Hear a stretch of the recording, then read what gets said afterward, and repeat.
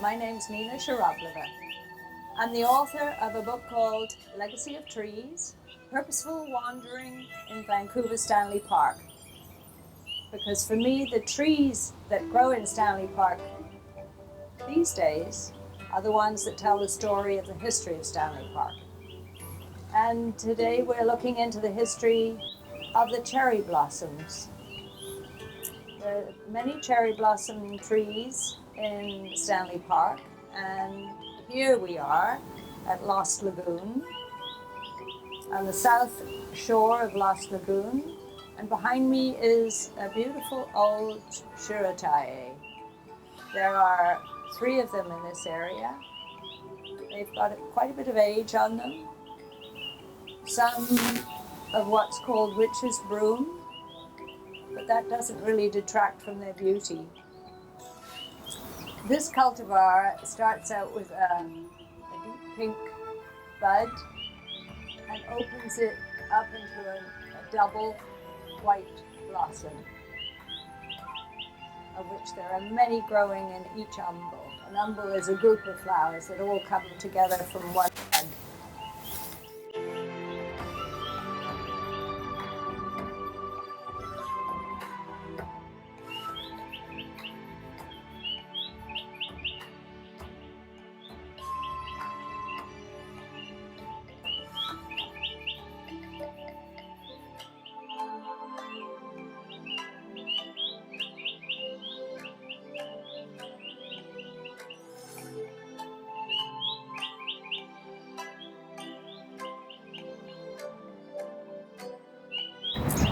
The Akabono is a hybrid of a hybrid. It's a village cherry tree. In Japan, the cherry trees have been admired and almost venerated for many centuries. And in some of in the Yoshino area, there are many cherry trees which have been cultivated, but they also hybridize on their own. They are very mutable cultivar.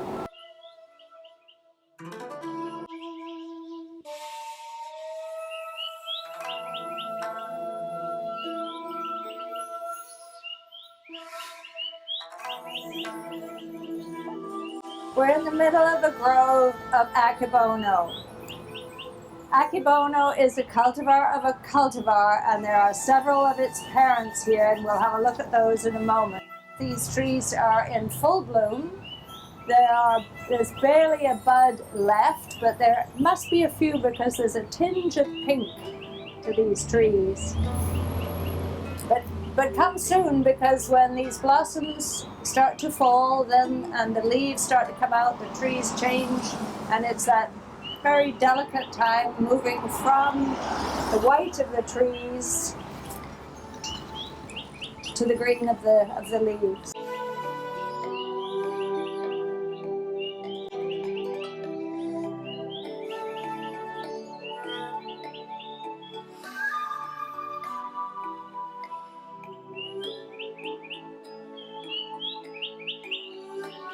So there are 4 very large, very old cherry trees behind me.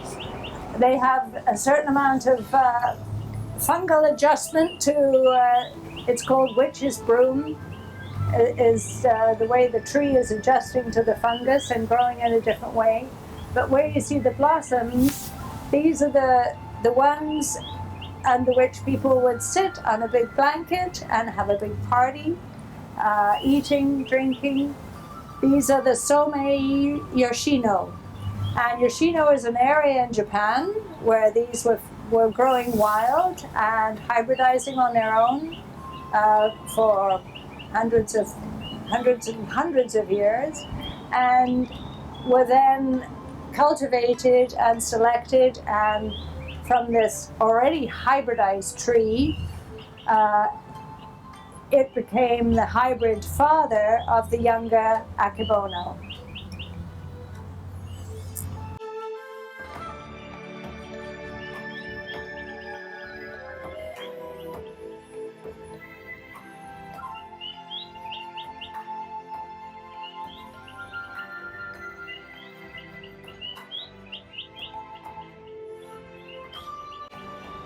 The Shakespeare Garden was planted at two different times. The first part was planted in 1916. Mrs. Jonathan Rogers planted an English oak. It's down in a little triangle of land within the Shakespeare Garden here in Stanley Park. And then in 1936, which was the Golden Jubilee of Vancouver, the city of Vancouver, there were two Shakespeare groups who came together and decided that they would like to create this arboretum. And one of the many trees that they wrote couplets for and actually attached them to the trees. There's some of these trees around here. There's an atlas cedar and a tree of heaven and a walnut tree and the grove of Accabono. So here is the little couplet that was written for the cherry trees. So we grew together like to a double cherry, seeming parted, but yet an union in partition, two molded berries molded on one stem. And that's from A Midsummer Night's Dream. So each of these trees had a couplet devoted to it. And this is one of the first places that I really started becoming familiar with the trees in Stanley Park and realized that they are what tell the story of the park, the trees themselves. But I think you may notice that they're a little bit different from the group that is at the Georgia Street entrance to the park. The way that the trees were grafted in those days was undoubtedly different from the way it's done now. And even today, they're starting to use tissue culture to have the tree grow up from its own rootstock. But these trees are on rootstock, and the scion is growing abundantly. They're a little bit, but they're always maybe a week behind in full bloom. So there's a lot. These trees look a lot pinker because you see more of the buds than you do of the full-blown blossom.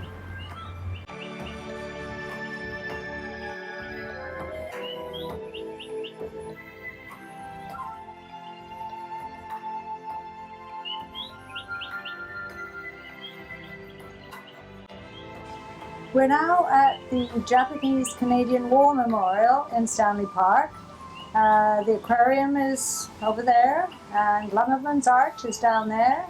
Lost Lagoon is over there. There is an alley, an avenue of Shirotae. The same cultivar that we looked at on the shores, the south shores of Lost Lagoon.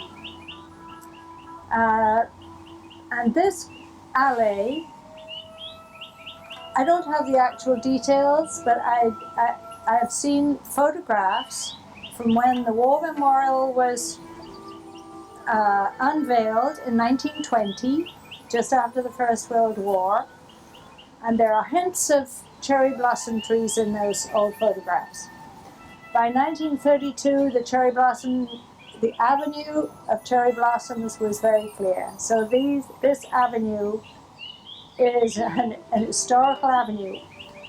Whether any of the trees that are actually growing here now were in those photographs is extremely unlikely, because this cultivar only grows for about 50 years.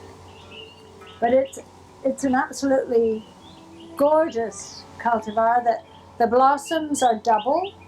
Cherry blossoms can be single or semi-double or double, and these are double. And they seem to come out almost with the leaves, so that there are lots of leaves mixed in with the blossoms. And so they have and the blossoms are slightly cream colored, so they have a different feel from elsewhere.